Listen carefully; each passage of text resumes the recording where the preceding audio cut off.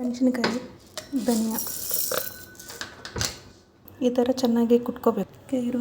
ಈರುಳ್ಳಿ, ಕೊತ್ತಂಬರಿ ಸೊಪ್ಪು, ಜೀರಾ ಪುಡಿ, ಸ್ವಲ್ಪ ಅರಿಶಿನ ಪುಡಿ, ಸ್ವಲ್ಪ ಖಾರ ಪುಡಿ, ಉಪ್ಪು, ಜೋಳದ ಅಕ್ಕಿ, ಜೋಳ ಹಸಿಟ್ಟು, ಬಾಜ್ರಾ ಹಿಟ್ಟು, ಕಡಲೆ ಹಸಿಟ್ಟು, ಸ್ವಲ್ಪ ಗೋಧಿ ಹಸಿಟ್ಟು ಎಲ್ಲ ಒಂದೊಂದು ಕಪ್ ತಗೋಬೇಕು. ಹೀಗೆ ಚೆನ್ನಾಗಿ ಮಿಕ್ಸ್ ಮಾಡ್ಕೋಬೇಕು. ನೀರು ಸ್ವಲ್ಪ ಹಾಕ್ಕೊಂಡು ಚೆನ್ನಾಗಿ ಮಿಕ್ಸ್ ಮಾಡಬೇಕು. ಈ ಥರ ಚೆನ್ನಾಗಿ ಮಿಕ್ಸ್ ಮಾಡ್ಕೋಬೇಕು. ಈ ಥರ ಒಂದು 10 ನಿಮಿಷ ನೆನೆಸಿಡಬೇಕು.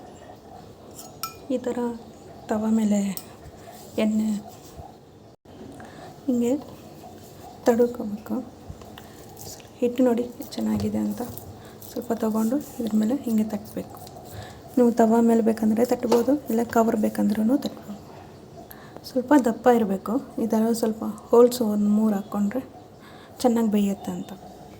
ಮೇಲಿಂದ ಸ್ವಲ್ಪ ಎಣ್ಣೆ ಹಾಕಿದ್ರೆ ಸಾಕು. ಸ್ಲೋ ಫ್ಲೇಮಲ್ಲಿ ಇಡಬೇಕು, ಸ್ವಲ್ಪ ಮುಚ್ಚಿಡಬೇಕು. ಬನ್ನಿ ನೋಡೋಣ. ನೋಡಿ ಎಷ್ಟು ಚೆನ್ನಾಗಿ ಬಂದಿದೆ. ಅಷ್ಟೇ, ನೋಡಿ ಎಷ್ಟು ಚೆನ್ನಾಗಿ ಬಂದಿದೆ ಅಂತ. ಮೊಸರು ಜೊತೆನೂ ತಿನ್ಬೋದು, ಮೊಸರು ಜೊತೆ ಉಪ್ಪಿನಕಾಯಿ ಜೊತೆ ತಿನ್ಬೋದು, ಚೆನ್ನಾಗಿರುತ್ತೆ.